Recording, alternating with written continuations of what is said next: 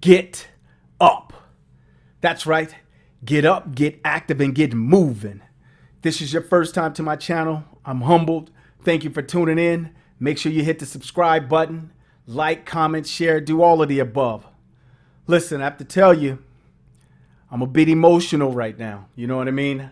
I'm a bit emotional with all the different things that are going on in my life personally, but more importantly, what's going on right now in the world. You know what I'm saying? I got two words for you. Be human. Be human.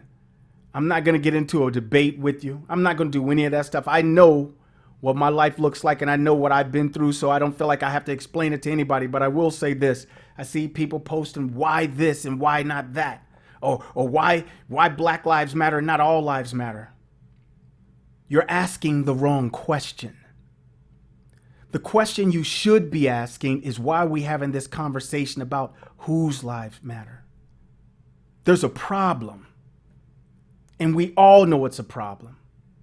My wife likes to say it's not black versus white. It's black, white, red, brown, yellow versus racism. My son just simply says it's good versus evil. We know what's right and what's wrong. Period. I'm not going to jump into a debate with any of y'all because I don't feel like I need to. I don't feel like I need to explain how I feel or what I've gone through. So therefore, I'm not. Instead, what I'm going to do is I'm going to tell you to get up. Yeah, get up, get active and get moving. I got a lot to say in a little bit of time. So I'm going to jump right into it. Okay, I'm going to jump right into it. Listen, I'm not mad at any of y'all. Straight up, I'm not upset. But don't be so quick to dismiss how I feel. Don't be so quick to give me a rebuttal when all I probably need is for you to listen. Right? It goes back to that thing that I used to tell you all about. Most people listen to respond and not to understand. I'm not trying to control how you think. I got enough problems trying to control myself. But I will tell you this, don't be so quick to be, judgmental. When all I'm really trying to say is that I might be worried about my daughter and my son, my nieces, my nephews, my little cousins, right? My neighbors' kids, and my friends that live, in a different state, cross country. I'm worried about their children also because they're going to have to grow up and go through some of the same things that I went through. I remember driving from my grandmother and my grandfather's house in Salt Lake City years ago. My daughter had to be probably about 4. My niece was 4 and my nephew, he was 5 or 6. And it was myself and my wife and we're driving. And right before you get to Las Vegas on that long strip between Utah and Las Vegas, we run out of gas. It's about 10:30 at night. So I call my sister. I call my little sister and I tell her that, hey, listen, we ran out of gas. We need you to come and get us. I tell her exactly where we are. She's about 45 minutes away. But we're on the side of the road in the dark. In the dark. So cars are going by us, whatever. I got my hazard lights on. State trooper drives by. Does a U-turn, pulls up behind us with his lights on. At this point, no one felt relief. No one jumped up and said, yes, we're saved. They can help us. Instead, everybody started panicking. But why? Why? I'll tell you why. They walk up to the truck with their lights flashing in the car, scaring the kids. They're screaming, whatever. I roll the window down and, he asked for my license and registration. I give it to him. And then he asked me to get out the car. As soon as I get out the car, he throws me against my truck, handcuffs me, and then takes me back to his car. Another state trooper pulls up behind him. 2 other guys get out. Now they make their way back towards my truck. Now I'm across the front hood of the state trooper's car that had me handcuffed. And I'm like, what are you doing? He was like, do you have weapons in the car? And he's asking me all these crazy questions. And I'm like, no, but you're scaring the kids. I hear my daughter scream out, Dad, let my dad go. Right? We ran out of gas. And as I'm explaining this, they run all the information. They find that everything is fine. All my paperwork and everything is good. Take the handcuffs off of me, walk me back to the car. And I'm just like, yo, I said, we're out on the side of the road. Can you at least take me to the gas station? I got a gas can. Take me to the gas station. Drop me off. I'll walk back. And he said, no. We can't use the car for that. And left us. 2 different vehicles pulled off and left us. 10:30, 11 o'clock at night. All we needed was help. But all we felt was fear. My sister shows up about 30 minutes later, get gas, follow her into the, into the city. We gas up and then, we go home. What you need to understand is that could have went a couple of different ways. And I only share that story with you to tell you this is why I'm angry and upset. Now, make no mistake, that doesn't justify tearing stuff up, because that's not fixing anything. And again, I'm not here to have a debate with you. What I'm here to tell you is that be human. Don't downplay what's going on. Don't downplay what's been going on and what a lot of people have been doing to, look the other way. It's so much easier and a bit more comfortable to look the other way than to stand up. I had friends reach out to me this week. You know what I mean?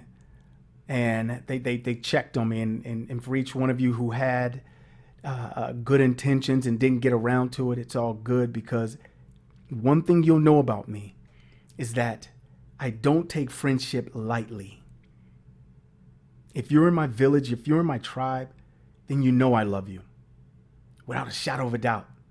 You know that you can depend on me no matter what. Doesn't matter how many years it's been since I talked to you or seen you. You know that. So I don't take friendship lightly. Don't look the other way. This record is broken. Okay? This record is broken. Now, that I've got that out the way, get up. In order for things to change, we got to change. In order for things to get better, we got to get better. The question is going to be, what are you going to do? You're going to continue to sit on the sideline, or you're going to get in the game? Listen, everybody claims they have the answers. Everybody claims they know exactly what needs to happen. The bottom line is this. When you look up the word riot, riot means a disturbance of the peace. But the question you should be asking yourself is, how can there be peace when people are running around sticking their knees in folk neck like this is the UFC? Like we're on WWE or something. Everybody's entitled to their own opinion. But we all know the difference between right and wrong. And if you're out there tearing up stuff, stop. Stop. You're not making it better. You're actually making it worse. Now, I know Colin Kaepernick took a knee, was condemned. Imagine that. Peaceful protesting. I get it. I get it. Because again, I live it and I understand what he was trying to do. He was trying to prevent what's going on right now. Again, I'm not here to debate with you. But in order for us to get better, we have to do better. Period. Some people don't want to hear that, and they just want to go out and tear up stuff. And there are people out there that are opportunistic, right? And they wait till you get out there so they can start doing this stuff. No. A good friend of mine sent me an article. It was an article that was posted by one of our mutual friends that just wanted to help and wanted to also let us know that we're not alone. And I've had conversations with different individuals that, again, that just out of the blue sent me a text message, an email, a phone call, just to see how I'm doing. All right, so I'm going to share this article with you guys, right? And I don't have it memorized, so I'm going to read it to you. Okay.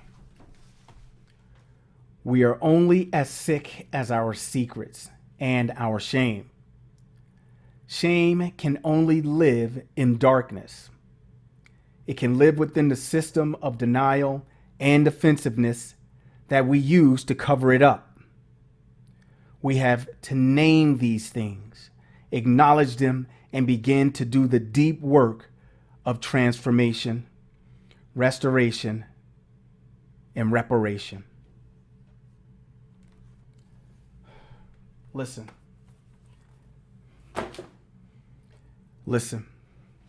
In order for us to get better, we got to do better. It's just that simple. We can no longer sit back and watch what's going on.